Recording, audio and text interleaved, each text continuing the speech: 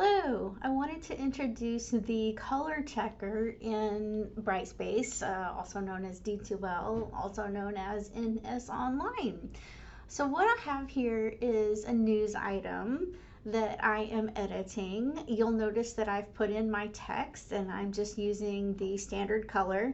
And the standard color is fine to use. In fact, it's helpful if you know you have students in your class that have vision issues. You know, sometimes sticking with black and white, or this is kind of a dark gray and white, is the way to go. However, you can use colors effectively using the color checker. What effectively means is that you are creating a contrast between colors that works for people that have for people who have visual impairments around colors.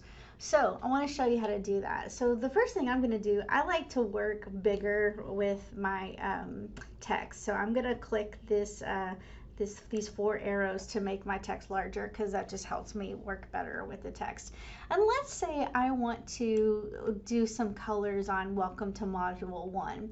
So I'm going to highlight that, and then I'm going to go over here to my color area. See if I can find it, because you may have noticed they've updated the toolbar and things are different. So here it is. It's select color. And I want you to notice these green arrows. So the green arrows tell us that the contrast is good. Everything is good.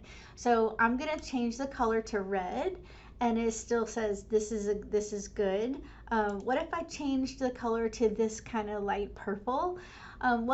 For smaller text, this contrast might not be as helpful or as effective for somebody who has visual impairments around color, or maybe somebody like me whose eyes are just aging and we just need a stronger contrast.